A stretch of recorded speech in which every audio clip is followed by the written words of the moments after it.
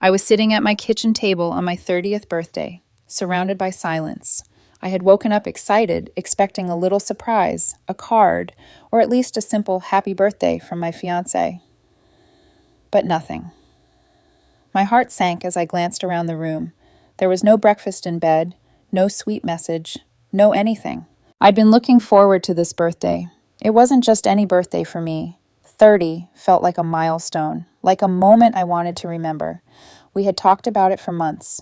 He knew how much this day meant to me, but when I came downstairs, he barely acknowledged my presence. He was too busy on his phone. I tried to brush it off. Maybe he had something planned for the evening. Maybe he'd been busy. But as the hours went by, that hope began to feel like a distant dream. My mom called. My friends texted. Everyone remembered, except him. By the afternoon, I checked my phone.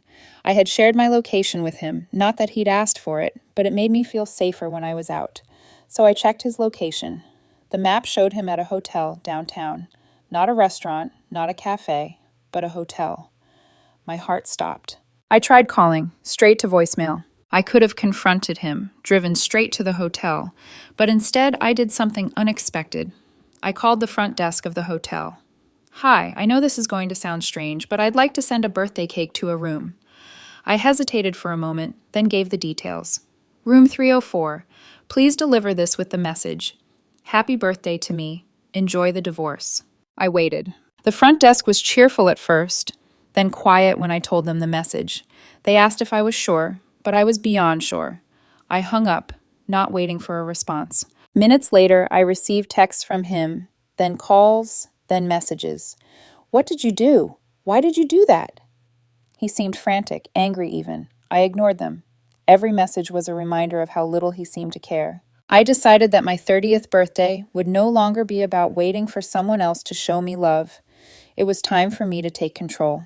We met years ago when I was in college and he was already a few years into his career. I remember the first time we talked. It was at a mutual friend's party, and I noticed him from across the room. He was different from anyone I had ever known. Calm, collected, and strangely charming. There was something magnetic about him, but not in the way people usually describe chemistry. It was his quiet confidence that drew me in. At first, I didn't think much of it. We became friends, and that was it. But as time passed, we started spending more and more time together. Late-night talks, weekends hanging out, getting to know one another in ways that felt like a slow, steady dance. I enjoyed his company, and he seemed to like mine. He was different from the others. He wasn't flashy or attention-seeking. He didn't need to impress anyone, and for a while, that was refreshing. We built a relationship that felt easy at first, like something real, something that didn't have to be forced. But like most things in life, what seems perfect at the start starts to shift with time. There were little things at first, small signs that maybe I was being too idealistic. He would make plans, and sometimes cancel without a real explanation. I'd tell myself it was just stress or work, but the excuses were becoming more frequent. And slowly, I began to notice that when he did have time, it wasn't always spent with me. When we moved in together, things felt like they should. The apartment we picked was cozy and perfect for two people. We talked about our future, about kids, about what kind of life we wanted to build. Everything felt normal, even with the little hiccups that came up along the way. He'd get distracted on his phone, or I'd find him sitting at the kitchen table in silence, absorbed in whatever he was doing, as though I wasn't even there. I told myself that was normal. He had his own life outside of our relationship, just like I did. I was independent. But as time went on, I realized that independence wasn't always the healthiest thing. It was an excuse for him to withdraw. And more often than not, when we did spend time together, it wasn't what I expected. It was as if he was physically there, but emotionally distant. Still, I tried to make it work. I would plan little surprises for him, hoping to remind him of how special we were. I'd buy gifts, plan dinners, always trying to keep that spark alive. And when I was feeling like maybe I was giving more than I should, I would remind myself of all the good things he had done for me. It was a cycle, some days better than others. But as I look back now, I can see it more clearly. He was pulling away before I even realized it. He had already started to let go long before I had, and I was clinging to something that wasn't there. It all started with small things, almost imperceptible at first. The late nights, the excuses, the quiet moments that stretched longer than they should have. But then came the first real sign, the one I couldn't ignore. It was a week before my birthday, and I had been dropping hints, subtle ones, just in case he had forgotten, but hoping he'd pick up on them. I mentioned how much I'd been looking forward to turning 30, how it felt like such a big milestone. He seemed to listen, nodded here and there, but his responses felt distant, rehearsed. The truth was, he didn't seem excited at all, and I was starting to wonder if he even cared. On the morning of my birthday, I woke up hopeful. I'd given him the benefit of the doubt, thinking maybe he was just busy the days leading up to it. But when I came downstairs, there was nothing. Not even a card. Not a word. He was on his phone, distracted. I stood there, waiting for him to acknowledge me, to say something. Anything. But he didn't. I tried to shake it off. Maybe he was just caught up in work. So I decided to let it go and give him some space, hoping he'd remember later. But the day dragged on with no sign of him even noticing. Not a call, not a text, not a word, nothing. Around noon, I started to feel a shift. Something was off, and I couldn't ignore it anymore. He wasn't even trying. I had to force myself to stay calm, to act like everything was fine, when deep down I could feel something slipping away. When he mentioned, almost casually, that he'd made plans with his friends for the evening, my stomach sank. His words hit me like a blow. "We can celebrate tomorrow," he said, as if it didn't matter at all. It was just a birthday after all. It wasn't like it was a big deal. It wasn't like it was my day. I spent the rest of the day in silence, trying to process everything that had happened. But all I could think about was how little he seemed to care.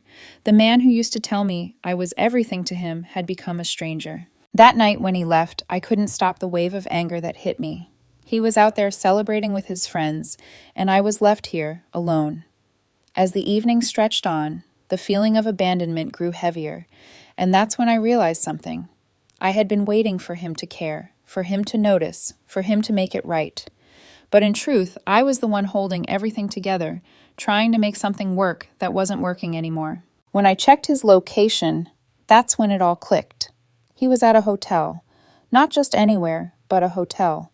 That's when I knew for sure. I wasn't just being paranoid. I wasn't imagining things. I didn't confront him that night. I could have. I could have shown up at that hotel, made a scene, confronted him face to face, but instead I did something far more chilling. I ordered a cake to be delivered to his room, a message attached to it. "Happy birthday to me, enjoy the divorce." The thought of him receiving that cake, knowing it was from me, knowing the weight of those words, gave me a strange sense of control. It was a small act of power, something I hadn't felt in months. And in that moment, I realized that the person I had been trying to please wasn't the one who mattered anymore. I mattered. The messages started pouring in right after the cake was delivered. I sat there, watching my phone buzz, the constant ping of texts and calls, each one more frantic than the last. But I didn't answer any of them. I didn't need to. I had already made my decision. The first text came from him, simple and direct. "What the hell?" He followed it up with several more, demanding explanations, then accusing me of being dramatic.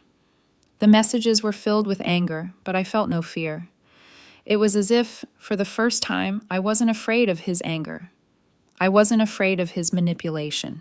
And then came a call from a number I didn't recognize. I picked up, my pulse steady. "Who is this?" I asked, my voice calm. "Why would you do this?" It was a woman's voice, one I didn't recognize. "You've embarrassed her in front of everyone. She's been planning a surprise for you. This is just ridiculous." I let the silence hang between us for a moment before responding. "A surprise? That's funny, because she couldn't even remember my birthday." "Are you serious? She's upset. This is humiliating for her," the woman continued, her voice rising. I took a deep breath, trying to keep my tone even. If she was truly concerned about me, she wouldn't have forgotten my birthday and spent the day at a hotel. She wouldn't have ignored me all day. There was a pause on the other end, and I could hear the woman trying to gather her words. I didn't care what she had to say. The only thing that mattered to me in that moment was the clarity I felt. The woman I thought I was building a life with had betrayed me in a way that I couldn't ignore anymore. I had been living a lie, and now I knew the truth. I hung up the phone without another word, my decision made. The next few days were a blur. He called. He texted. His mother reached out too, accusing me of being cruel, of not understanding. They tried to make me feel guilty, to make me doubt myself, but I didn't. I didn't second guess my actions for a second. He was the one who had broken our bond long before I ever did. I wasn't sure what to expect when I finally saw him again. But when he came home that evening, his face flushed with frustration, I could feel the storm brewing inside him. He stormed through the door, slamming it behind him. "What the hell is wrong with you?" he demanded, his voice tight with anger. "A cake? You're humiliating me." I didn't flinch. "You don't get it, do you? You forgot my birthday. You ignored me all day, and now you're angry that I decided to do something about it?" "I was planning a surprise," he shot back. "This wasn't supposed to be like this." I raised an eyebrow. "A surprise? You were out all day, in a hotel, and I was sitting here, alone. You couldn't even acknowledge me." "You tracked me," he said, his voice trembling with rage. "You tracked my location. That's insane." "I tracked you because you weren't answering your phone. You were at a hotel, not with me," I said, my voice firm. "Don't you see? I'm done with this." There was a long silence between us, the weight of the situation pressing down on both of us. I didn't back down. I couldn't. He stood there, staring at me, the anger still boiling beneath the surface. But I had no more patience left to give him, no more room in my heart for his excuses. The realization was clear. He was not the person I thought he was. He wasn't the man I had trusted with my heart. I turned away from him and walked to the guest room, locking the door behind me. He knocked. He cried out for me to open up, but I didn't. I stayed there, listening to the quiet. It was the first peaceful moment I had had all day. I lay in the guest room, the sound of his knocking still echoing in my head. I wanted to feel something. Anger, sadness, regret, but all I could feel was exhaustion. I had spent so long trying to make things work, trying to understand him, trying to be patient. But now, as the night dragged on, the truth settled in. He wasn't the person I thought he was. I wasn't the priority in his life, and it wasn't just about my birthday. It had been happening for months, maybe even years, and I had ignored the signs because I didn't want to face the truth. I stared at the ceiling, the cold silence of the room swallowing my thoughts. He was still knocking, still pleading, but I didn't open the door. I couldn't. What was there left to say? He had already shown me who he was, and I had seen enough. The hours dragged by, but I didn't budge. I didn't respond to his desperate attempts to get through to me. Part of me wanted to scream at him, to confront him, to let him know how much he had hurt me.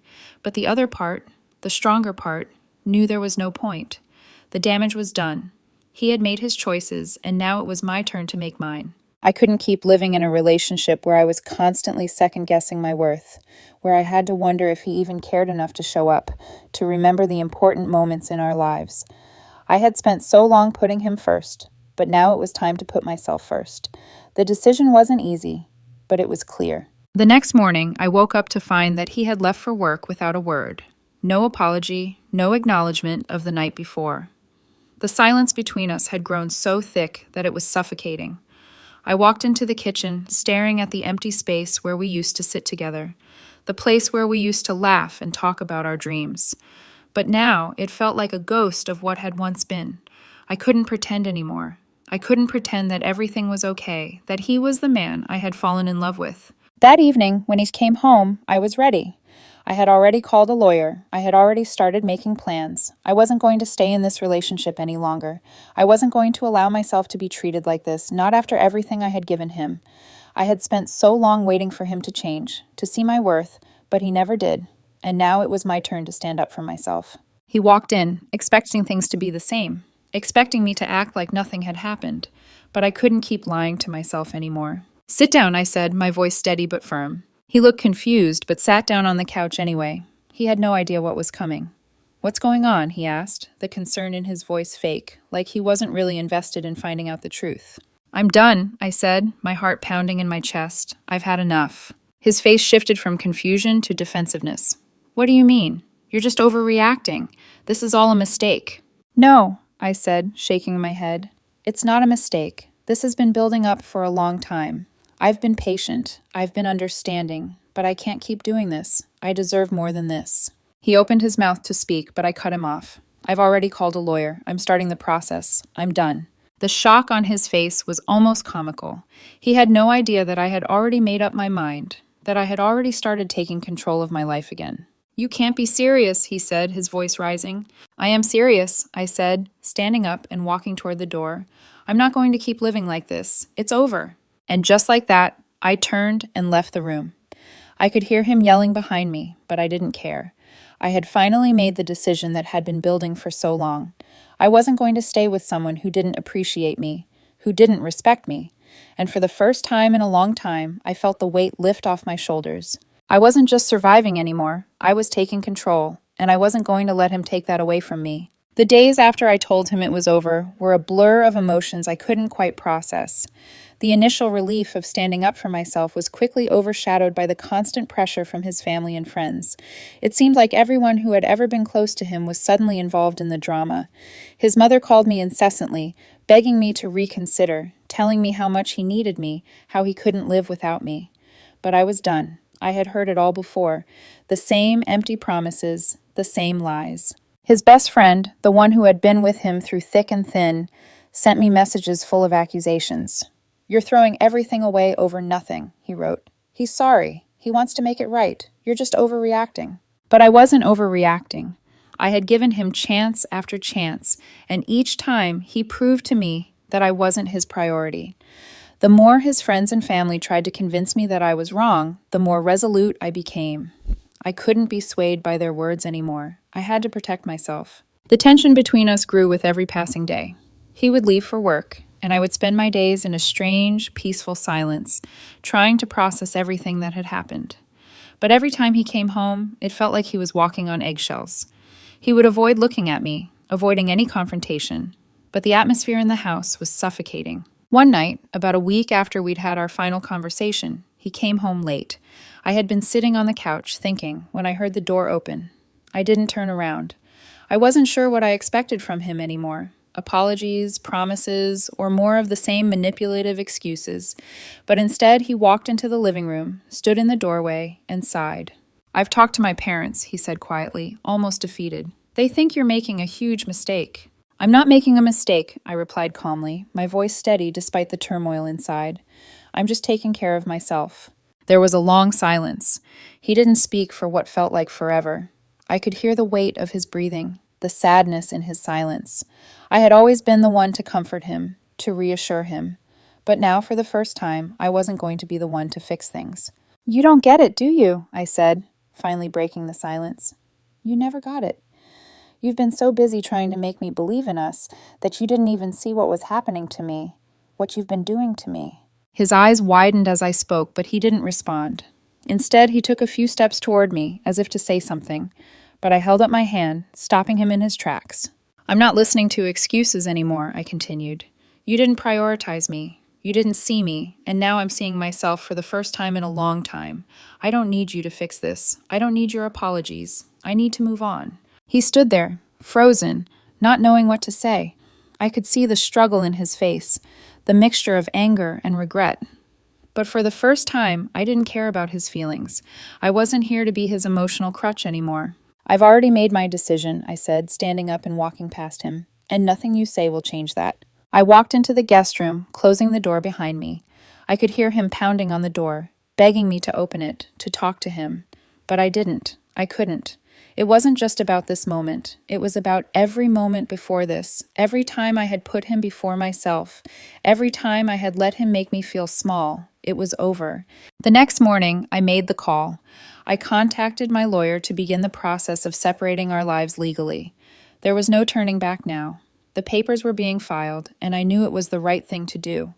I had to take control of my future, even if it meant walking away from everything I had thought we'd built. The days after I made the decision to start the divorce proceedings felt like a slow unraveling. I went through the motions, handling the legal steps, organizing my finances, making plans for the future. But underneath it all, the weight of what was happening pressed down on me. I had spent so long being part of someone else's life, trying to hold it together, that now, with everything falling apart, I wasn't sure who I was anymore. I had my moments of doubt, moments where I questioned if I was doing the right thing. The feeling of guilt crept in like a shadow. What if I was making a mistake? What if this was just a rough patch and I was walking away too soon? But those thoughts never lasted long. because every time I thought about staying, I remembered how empty I felt in the relationship, how invisible I had become. He hadn't stopped trying. He sent me texts, called, left messages. Some were angry, accusing me of being heartless, of making a rash decision. Others were desperate, pleading with me to give him another chance, promising that things would be different. But I couldn't be swayed. I had seen enough. Still, the silence between us grew unbearable. He was no longer the man I had fallen in love with. The man I had shared my life with had been replaced by someone I didn't recognize, someone who was only concerned about himself, who never understood my needs, my emotions, my worth. It became clear that his apology was not about me. It was about his own guilt, his fear of losing everything. But I wasn't going to stay in a relationship just because he didn't want to face the consequences of his actions. Then came the moment that shattered me completely. It was the night he came home late, stumbling in as if nothing had changed. He walked through the door, his face tense, his eyes red from whatever conversation he'd had with his parents. It was as if he had forgotten that the bridge had already burned. "I've been talking to my mom," he said, his voice shaky. "She doesn't understand why you're doing this." I didn't respond. I couldn't. It was too much. I couldn't sit there listening to him try to make me feel guilty for doing what I had to do. I wasn't his mother. I wasn't the one who needed saving. He was the one who had failed me, and I wasn't going to let him turn this back on me. "I don't want to hear it," I said, my voice trembling. "I don't want to hear about your mom or your excuses anymore. I've made my decision. It's over." He stepped closer, but I took a step back. I wasn't going to let him get close again. Not like this. Not after everything. "Please," he begged. "I love you. I need you." "I don't believe you anymore," I replied, the words coming out as if I had been holding them in for years. "You're sorry because you're scared. You're scared of losing everything. But this isn't about you anymore. It's about me. I can't keep living like this." The silence that followed felt like it lasted forever. He stood there, staring at me with a mixture of disbelief and sorrow, but I felt nothing. No sadness, no remorse, just a strange, cold sense of finality. I had spent so long giving him second chances, trying to make him see me, but now I realized that I had been waiting for him to change, and he never did. I walked past him, heading for the door. This time I wasn't turning back. I heard him call after me, but I didn't stop. I couldn't. There was nothing left for me to give. I walked out into the night, the weight of everything finally lifting. It wasn't the end I had imagined, but it was the end I needed. I didn't have a plan. I didn't know what came next. But for the first time in a long time, I felt free. The next few days felt like a blur. I kept my distance from him, no longer looking for his approval or attention. I was focused solely on myself now. The legal proceedings had started, and I had to prepare myself for the storm that was coming. There would be no turning back from this, no second chances. I had drawn the line, and nothing he could say would change that. But even though I had made up my mind, something gnawed at me. I had spent so much of my life trying to make things work with him, and now it was falling apart. The life I thought I would have, the future we'd planned together, was slipping away. I couldn't ignore the pang of sorrow that tugged at my chest. I wasn't ready for the weight of this finality, but I knew I couldn't go back. Then, one morning, I got the call. My lawyer had set the first meeting for the divorce, and it was time to sit down and go through everything. As much as I had been preparing myself for this moment, the reality of it all hit me harder than I expected. I felt a mixture of fear, sadness, and, strangely enough, relief. The weight of the decision had been crushing me for so long, and now it was happening. I was moving forward, even if it felt terrifying. The meeting with the lawyer was straightforward, but still, the reality of it stung. We went through the financials, and I realized just how much I had given to him. The trust, the sacrifices, the emotional energy. I had carried the weight of our relationship alone for so long, and now it was time for him to face the consequences of his actions. I didn't care about the material things, our house, his collection of pinball machines. Those things were no longer what mattered to me. What mattered was my peace, my freedom. That evening, when I got home, the house felt emptier than ever. The silence between us was deafening. He had been waiting for me, sitting on the couch, staring at the floor. The way he looked at me, almost pleading, made me hesitate for a second, but I quickly reminded myself of why I was doing this. I wasn't doing it to hurt him. I was doing it to protect myself. "I talked to my lawyer," I said, standing by the door, looking at him. His face dropped. "You really went through with it?" he asked, his voice tight. "Yes," I said. "I've already started the process. It's happening. There's no going back." He stood up slowly, walking toward me, as if he thought maybe there was still hope. "I can't lose you," he said quietly, his voice barely above a whisper. "Yeah." I looked at him, trying to steady my emotions. I had loved him once. I had given him everything I had. And now there was nothing left. "You already lost me," I said softly. "You lost me when you stopped caring, when you put everything else before me." His eyes filled with something I couldn't quite place. Fear, regret, guilt. But it was too late. It was always too late. "I never meant to hurt you," he said, his voice shaking. "I know," I said, stepping back. "But you did. And now I need to move on." I turned away from him, walking to the guest room once again, my heart pounding in my chest. I could hear him behind me, calling out, but I didn't stop. The decision had been made. I was walking away, and nothing he said could change that. I closed the door behind me and locked it. The sound of him knocking on the door again was almost comforting in a strange way. He was still trying, still holding on, but I knew I had already let go. The finality of it all set in. There was no going back, and for the first time in a long time, I felt free. The following weeks were filled with a relentless storm of phone calls, texts, and messages from him and his family. His mother was the first to reach out, her voice full of desperation as she begged me to reconsider. "You've made a mistake," she pleaded. "Please, don't destroy everything over something so small. He's just been under pressure. He needs you." But I had already heard enough. Every word she spoke only reminded me of the years I had spent putting everyone else first, always trying to fix what couldn't be fixed. Then came the text from his best friend, the one I had always trusted. "He's devastated," it read. "Why would you do this to him? You're just throwing away everything. He's sorry. He's really sorry." I didn't reply. I didn't need to explain myself to anyone. This wasn't about him anymore. It was about me, about reclaiming my life. I was done with trying to justify my actions to people who hadn't been there when I needed them. The guilt that had once weighed me down started to lift, bit by bit. I realized that the only reason I had ever felt guilty was because they had made me feel responsible for his actions. But I wasn't responsible for him anymore. I was responsible for myself. One evening, I came home to find him sitting in the living room, his eyes red from crying. I had heard him knocking earlier, but I didn't answer. I had nothing left to say. He looked up when I entered, but his gaze was empty, distant. He had nothing left to fight with, nothing left to convince me with. "I don't want to fight anymore," he said, his voice quiet, almost defeated. "I've been talking to my parents.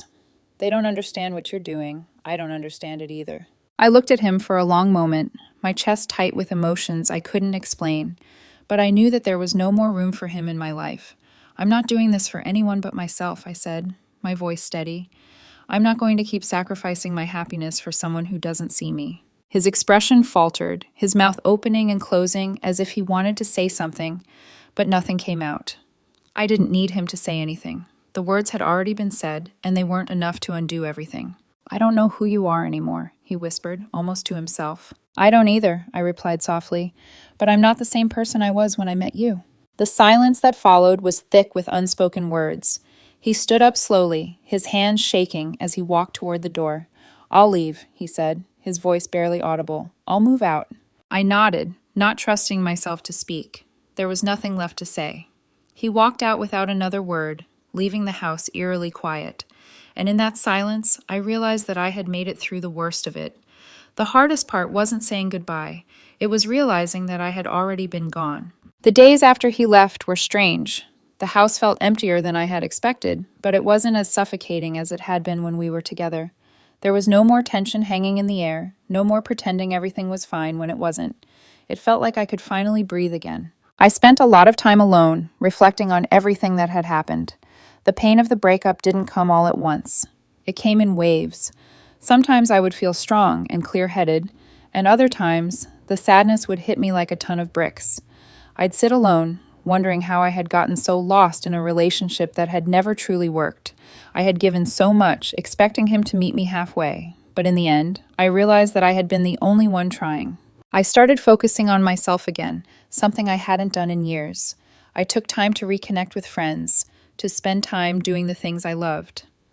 I started going to the gym again, something that had always been my escape, and I rediscovered my own strength. It wasn't about proving anything to anyone. It was about finding my own peace, my own happiness. One evening, about a month after he had left, I got a message from my lawyer. The divorce papers had been finalized. It was official. I was free. It felt like a weight had been lifted off my shoulders. I wasn't free from him. I wasn't free from the memories. But I was free from the fear, the guilt, the emotional manipulation. I was free to rebuild my life on my own terms. I still thought about him sometimes. How could I not? He had been such a huge part of my life. But as time went on, those thoughts became fewer and farther between. I started realizing that I was okay without him. I was more than okay. I was better. One evening, a few months after the divorce was finalized, I received a text from him. I hadn't heard from him in a while, and I wasn't sure what to expect. I hesitated before reading it, but when I did, the words were simple. I know you hate me. I don't blame you, but I just wanted to tell you that I'm sorry. I messed up. I should have done better by you. I stared at the message for a long time, my emotions still raw from everything that had happened. But the truth was, his apology didn't matter anymore. It wasn't about him. It was about me. It was about my journey, my healing, and my future. I deleted the message. I didn't need to respond. I didn't need to carry that burden with me anymore. The lesson I learned from all of this was simple. I deserve to be loved and respected, not just by others, but by myself. I had spent too long trying to make someone else see my worth, but in the end, it was me who had to realize it. I had to be the one to stand up for myself, to walk away from the things that no longer served me, and to choose happiness over comfort. And for the first time in a long time, I was truly at peace with myself. I had rebuilt my life piece by piece, and though it wasn't perfect, it was mine, and that was enough.